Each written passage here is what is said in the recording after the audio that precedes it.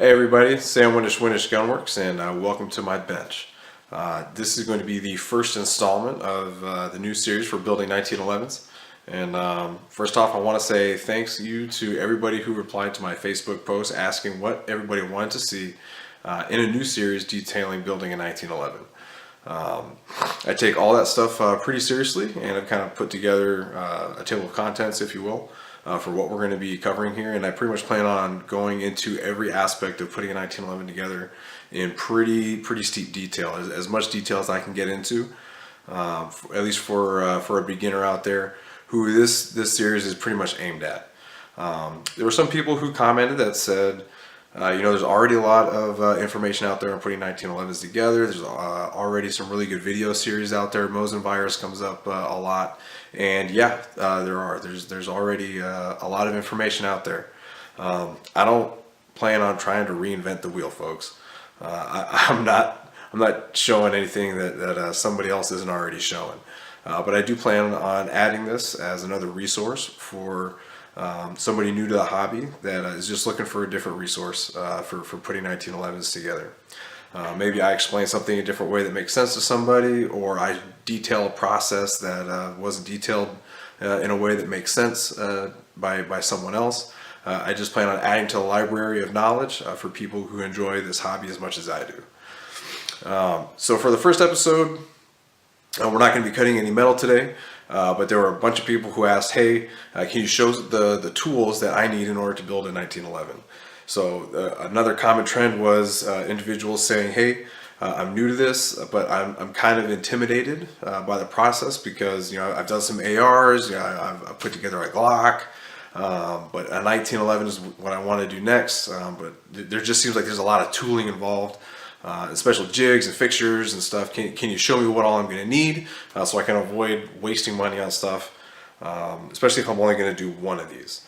So laid out on my bench behind me, I've got a lot of the tools that I use, not all of them, but a lot of them, and I'm going to go through them and kind of show what's needed versus what's a nice to have.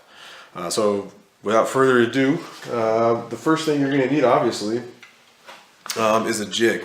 A completion jig to complete your frame. Now for myself, I have a mill that I cut my rails on, so I use a 2-plate jig. This one happens to be for a Vitamin C Tactical. There's plenty of them out there. Simply, the jig will go on either side of the frame and give you 2 places to drill your hammer and sear pin, and you put this in the mill to mill out your rails. If you don't have a mill, like most people, like yourself, if you're watching this probably, you're going to need something like a Matrix Precision rail cutting jig or the Stealth Arms Phantom jig. I don't have either one of those because, like I said, I have a milling machine that I cut these on. But if you're going to get a 2-plate jig like this, one thing I'm going to stress is that you get a jig with hardened drill bushings. These are hardened steel bushings that guide your drill bit where it needs to go, but 2 protects your jig as well. As you can see, this one's got some battle scars, and that's perfectly fine. That's just from the top. But if you use a high-speed steel or cobalt or carbide drill or a reamer, to finish out your holes for these 2 holes, and these holes aren't protected, these are made out of aluminum. Your drill bit's going to start chewing up your holes, and pretty soon those holes aren't going to be worth anything. So the hardened drill bushings, especially if you're going to do more than one, to me are a must. So look for that in whatever type of jig you use. Make sure it's got hardened drill bushings. Okay.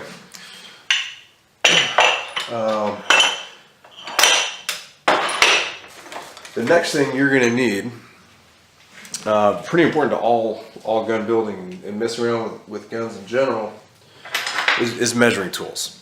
Okay, at a bare minimum, a set of calipers. You can use digital ones like I have, or dial calipers. It doesn't matter.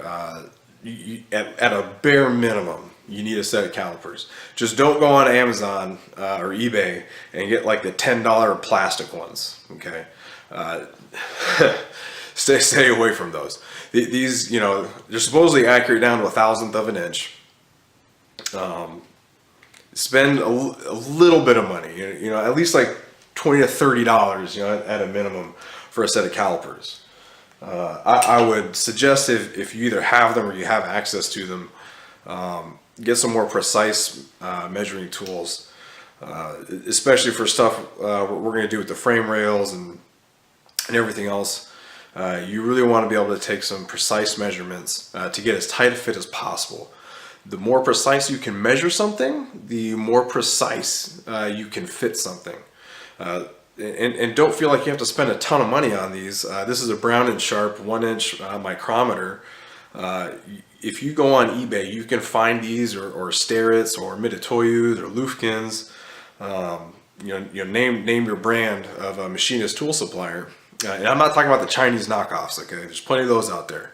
I'm talking about the good quality ones that sell for $400 to $500 new. You can get one of these on eBay for under $100. Okay, so a 0 to 1 inch micrometer is real nice to have. Carbide tips, so the tips don't ever wear out. You can measure down to a 1/10,000th of an inch with these pretty reliably. Depth micrometer, useful for a few different things on a 1911. This one happens to be a Starrett. Again, I think I paid $100 for this hole from our 1 to 6 inch range depth micrometer in the box. The original wooden Starrett box with all the rods and everything in it. You don't have to pay a ton of money for these, okay? But again, extremely accurate ways to measure. And the better we can measure things, the better we can cut metal, the better we can fit parts, and the better product you're going to have in your hands at the end of the day. So precise measuring tools, if you can afford them, again, a good set of calipers is going to do you okay. Something like this is going to be even better.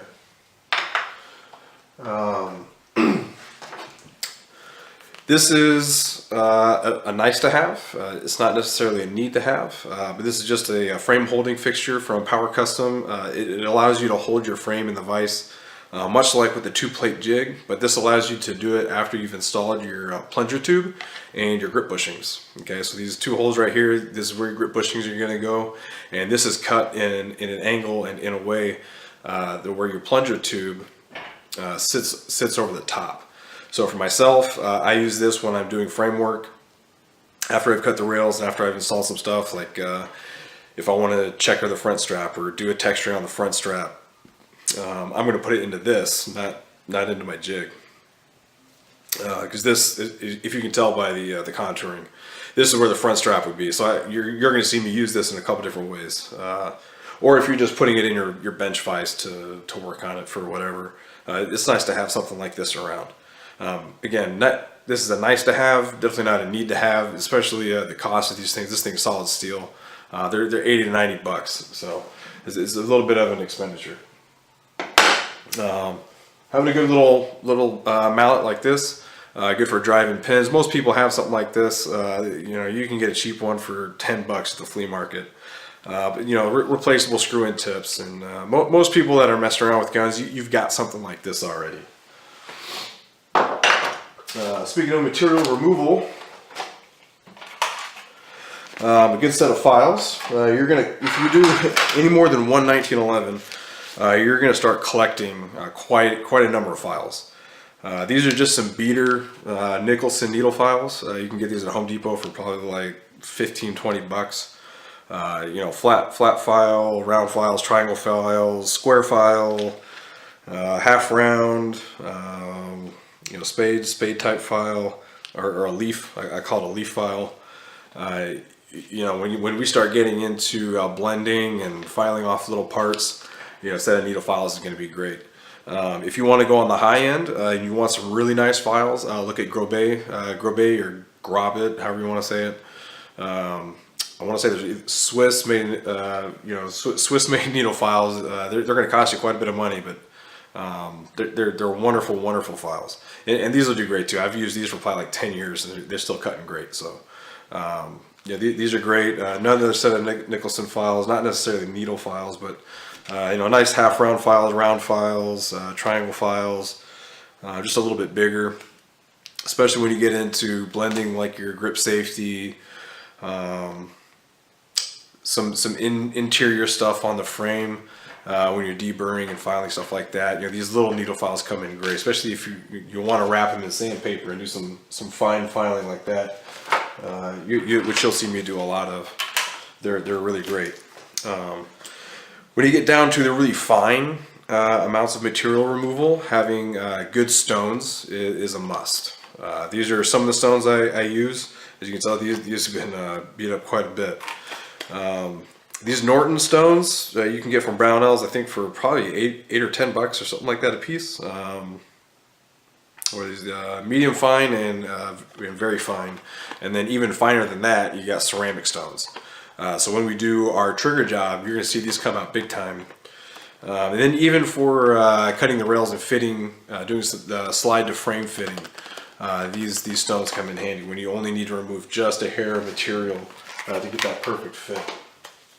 So inexpensive, to me these are a must-have, and they don't cost that much, and you're going to use them for other things other than 1911s once you have them. So multi-use thing and a great investment. Okay. We'll do this. So speaking of trigger work, if you want to do a full-blown trigger job, if you want to go from like way oversized match fit parts like your EGWs, and even your high-end ones, your Les Bears, or I mean, if you do something like a cylinder and slide, I guess you could do it. But if you want to do your own trigger job, having a sear jig is a must. This is your low-cost option. These are about $25-30 from Brownells. I think this is the Ed Brown one. It could just be the Brownells brand one. I forget. They're like the same thing anyways. You pin your sear in here, and you've got a little 20 thousandths feeler gauge, and you put a stone on there. You're going to see me use it. I'll detail the use for this as we do our trigger job. But this allows you to get the right angle on your sear so that you can get a really nice, light, crisp trigger pull. Again, not too expensive, $20 to $30. It is a one-use tool, so it's only good for one thing, and that's doing your sears.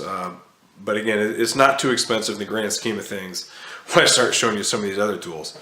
So not an expensive tool to have, and lots of people have these, so ask around, you might actually be able to borrow this from a buddy. This is an absolute must-have if you're doing barrel fitting. This is a barrel alignment block. This helps keep your barrel straight when you're doing your hood fitting and for doing your upper lugs and your lower lugs. This is, like I said, absolute must-have. You cannot, you will put your barrel in crooked if you don't have one of these. I'll just say it like that. And then you're in for a world of hurt. But I will show you using this very shortly when we get into barrel fitting. Okay, so barrel alignment block, again, not too expensive, an absolute must-have. This is a nice-to-have tool. This is a hood length gauge for your barrel hood. So the other one helps you keep your barrel straight when you're cutting the sides of your hood. This will tell you how long your barrel hood needs to be by measuring the opening in your slide. You can do it with, you can measure that distance other ways, or you can just, keep removing a little bit at a time until it fits. But this is the faster way to do it and get a really precise result. So EGW hood length gauge, I think these are like $15. This is a nice to have. Well, kind of.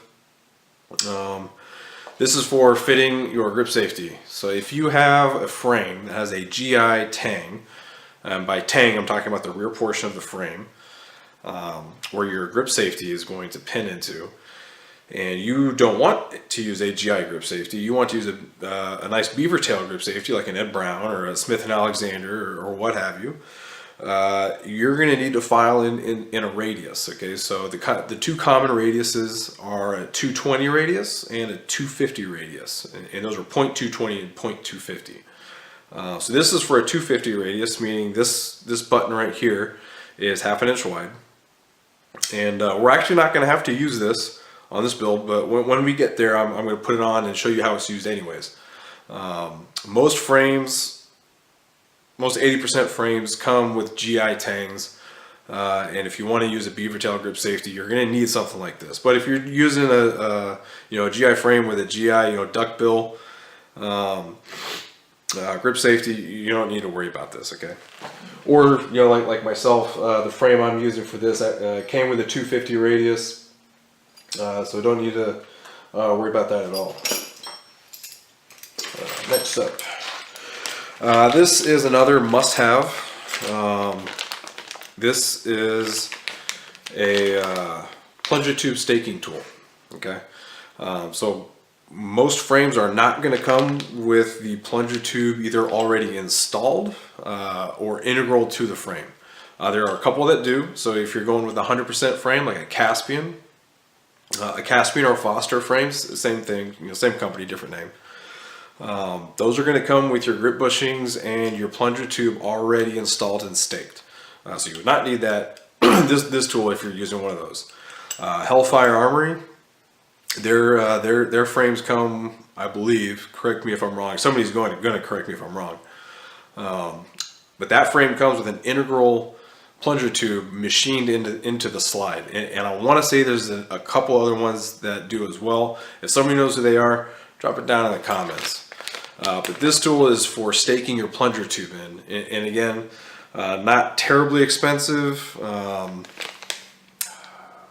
Maybe $20, $25, something like that. You're going to keep hearing this like 20, 25 bucks. It begins to add up, I know, but a lot of these tools, again, ask around and you can probably borrow it, because again, this is a one-use tool. It only has one purpose in life. And if you're only doing one 1911, spending 25 bucks on a tool you're going to use one time probably doesn't make sense. So, or somebody might be selling it for a lot cheaper. Here's some. Here we go. General tools that everybody should have. Some punches. Just general pin punches. You're going to be punching pins in and out of your 1911 a lot while you're building it. So have a good set of punches. These ones are steel. Have a couple brass ones laying around as well, especially for doing things like your sights, or if you're working on a part of the gun. That's aluminum. If you have an aluminum frame, you're going to see me working on an aluminum frame gun here. For this build, you don't want to drive a hardened steel punch into an aluminum frame. you're going to ding up your frame pretty bad, or you're going to ding up that hole that you're driving a pin through. And once you wallow out and ding up that aluminum hole with your hardened steel punch, your pin ain't going to fit right. So that guy's got cut off by the camera there. So this is a punch that I made. This is for the mainspring housing. While you're doing trigger work, and you're doing your trigger job, your mainspring housing is going to be in and out a lot. So instead of using your actual mainspring housing pin and having to drive it out and drive it back in to put everything back together to test your trigger and see where your hammer and your sear are connecting and everything like that, and adjusting your actual trigger itself, you can just use this, push it in, pull it out, and everything. It's a lot easier, trust me. If you want one of these, I'll make you one. 20 bucks. I hardened this the actual air up here, so it's nice and durable. It'll last forever. So message me if you want me to make you one of these. They're real nice. Another nice to have tool. This is a extractor removal tool. The part down here, it just helps you push in the firing pin and push down, get your firing pin stop moved. If you've ever sat and fought with a slide trying to take the firing pin stop out, when the firing pin stop is like really tight fit, sometimes you don't have the third hand you need. So this can be your third hand. It's pretty convenient. This end, again, if you ever worked with a tight extractor, getting it in and out a bunch, you know how important this tool is and how many swear words it'll save you. When you can use this guy to bend in the tip of your extractor at the right angle and get it pushed out. So a nice to have tool. Again, not a need to have, but definitely nice to have. Kind of going back to files. One of the files that I would absolutely recommend you get, and maybe not a truly need to have, but if there was something that was not a need to have, that was like really close to being a need to have, this file is it. This is a barrel lug locking file, or locking lug file. This is the one that Brownell sells. It is a pretty pricey file. These are like $50, $55, something like that. But this file is like the perfect size, and it's got the safe edges ground into it. It's not just for the upper locking lugs, just about everything else that you file on a 1911 with, this is like the right size for. You're going to see me use this thing a lot just because it's handy. It gets into all the spots that I need it to get into for the most part. And it cuts really great. I've used this thing a lot and it still cuts phenomenally. So highly recommended. Not a true must-have, but it is highly recommended. Some nice to haves, if you want to get adventurous, this is a dovetail fitting file. This one happens to be for 60 degrees, 60 degree dovetails, and that's your GI sight bases, that's your Bomar sight bases, your STI front sights. I think Kimbers are 60 degrees as well. But if you want to do your own sight fitting and stuff like that, having the proper dovetail files is a really handy thing. You know, this, like I said, this is for 60 degrees for things like your Novacs and I think Springfields and Rock Islands, I think, are 65s. I know I just said Rock Island. 65 degrees, but use the right degree dovetail file and you'll be able to fit your own sights, and you won't have to pay a gunsmith, you know, $60 or whatever it is to fit your sights for you. All right, let's talk about the expensive one. This kit is the kit I think a lot of people dread having to use, and I see a lot of people on either on the forums or, you know, on the Facebook pages saying, "Hey, can I borrow one? Or can somebody sell one to me cheap?" This is the lower lug cutting kit, and yes, this is an expensive kit. I want to say these sell for almost like $300. So this is quite an investment. Having one and having used it plenty of times, yeah, it's worth its weight in gold to me. So to me, yes, it is worth the money to spend for this. I've obviously used it more than once, and I plan to use it many times in the future. Yeah, whether or not you're going to spend the money for it is up to you. If you're not going to use it, I would I recommend do not buy a match fit or either a match fit barrel or a gunsmith fit barrel. And I hesitantly would recommend buying a drop-in fit barrel if you do not want to buy one of these.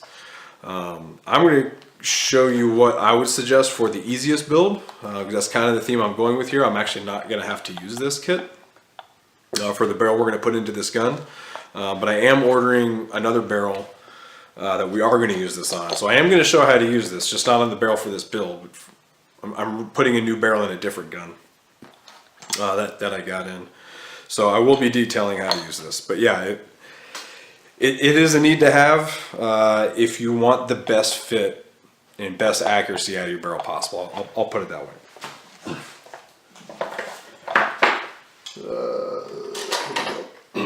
All right, these little like screwdriver kits that you get in like the bargain bin or whatever, or the eyeglass repair kit screwdrivers. You can find like 100 different uses for these things, if not just for, you know, putting in and taking out your magazine release. But the more you mess around with the 1911s and stuff, you'll find 100 different uses for these little things, and they're like $10. So why not? A good bench block. This is again a nice to have, certainly not a need to have. This one is from 10-8 Performance, or is it Precision? I forget. You guys know what I'm talking about. I like this one because it is specific to the 1911.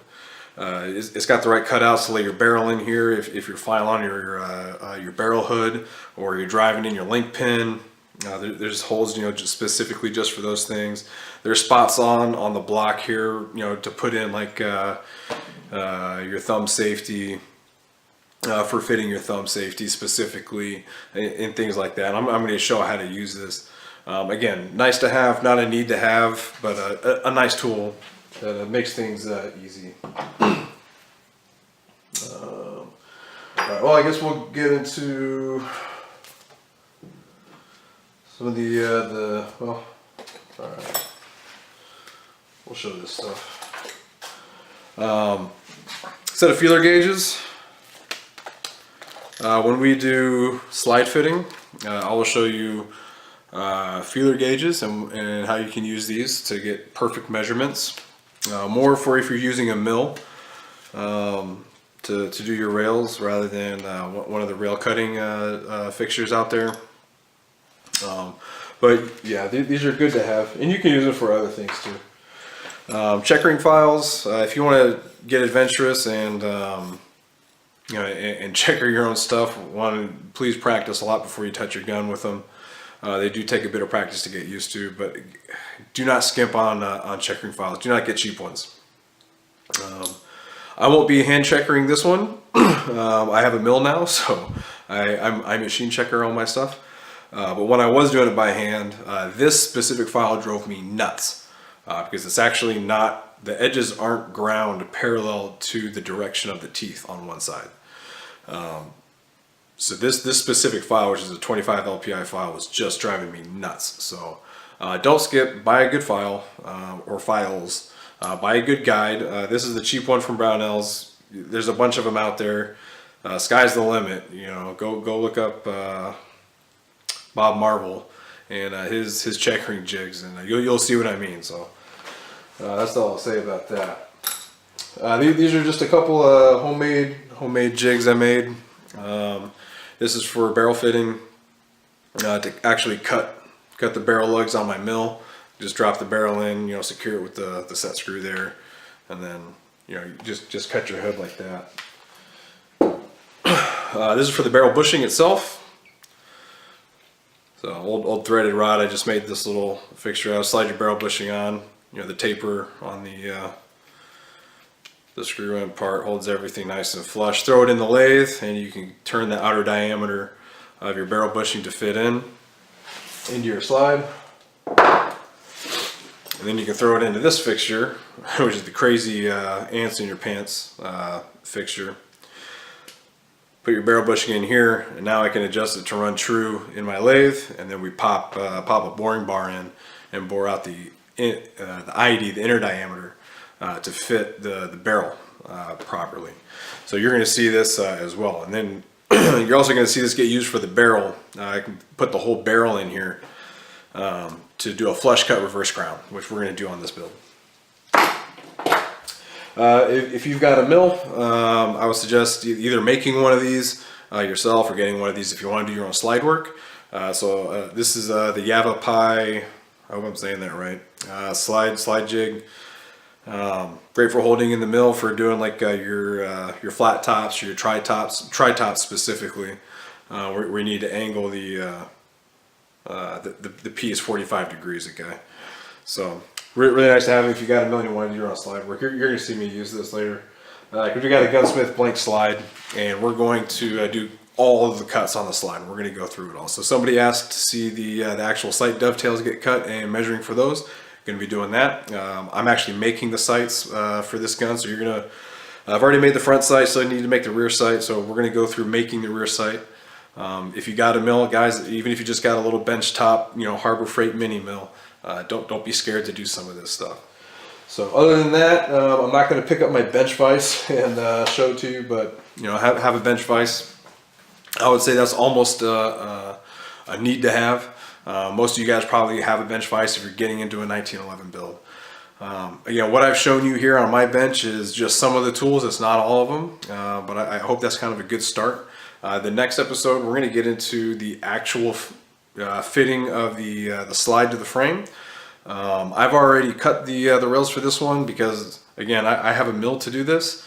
Not everybody does, but what I'm going to do is go through taking the measurements off your slide and translating that to your frame, and how to fit your slide without using any compound. Okay.